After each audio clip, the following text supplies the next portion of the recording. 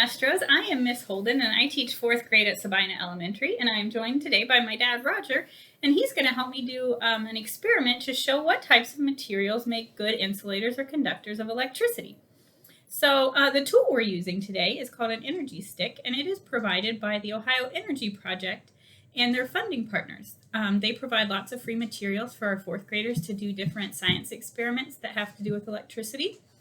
And the partners that help out our school are DP&L and Vectren. So this stick is a battery-operated circuit tester.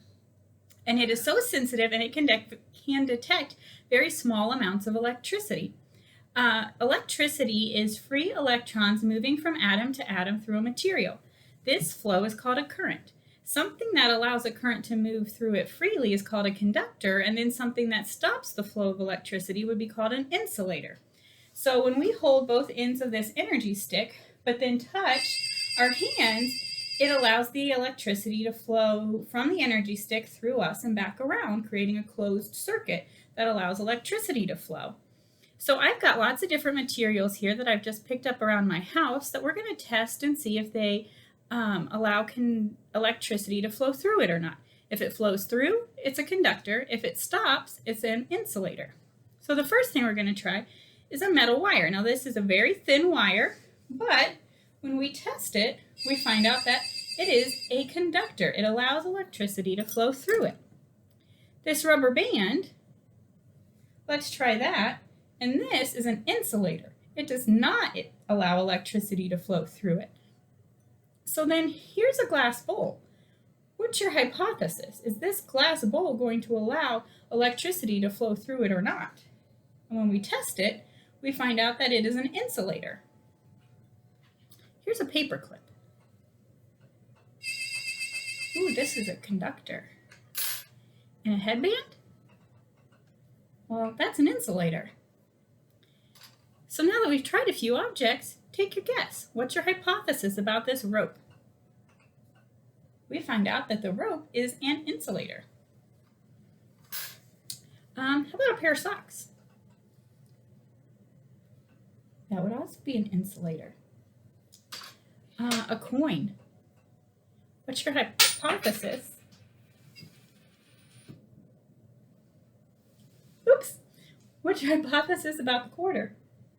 It's made of metal, so that makes it a conductor. It allows electricity to flow through it. I have 2 pens. Well, this one's a pencil, like a mechanical pencil. And then this is a pen. We're going to try both of them. First, we're going to try the pencil. And you can see we're not touching, but we're touching the object, and the object is an insulator. Now we're going to try out this pen. Now the barrel of the pen is actually made of metal, so it is a conductor of electricity. Now I have 2 spoons, plastic spoon and a metal spoon. First, let's try out this metal spoon. And you can see it is a conductor of electricity. So what's your guess about this one? Plastic spoon is an insulator. So now I have this cord. This is the cord that you would use to plug in your cell phone to charge it, right? But if we touch the outside of this, you can see that we're touching, it's coated in plastic, so the plastic part of it is actually an insulator, but if we move our hands to touch the metal part, it's actually a conductor. And last, this is my favorite one to try. So earlier we tried just a glass bowl, and we found out that the glass bowl is an insulator. But if I put some water in the glass bowl, and we put our fingers in the water, we find out that water is actually a conductor of electricity. So now I want you to think about it. If you're out swimming on a day and a thunderstorm happens, why do you think that the lifeguard might ask you to get out of the water? And here's another thing to think about.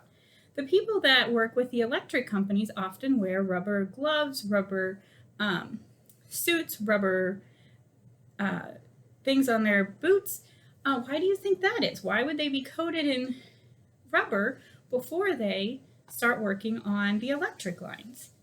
So I hope you enjoyed this video, and maybe you have a little bit more information about what materials make good insulators and conductors. Thanks, Astros. Bye.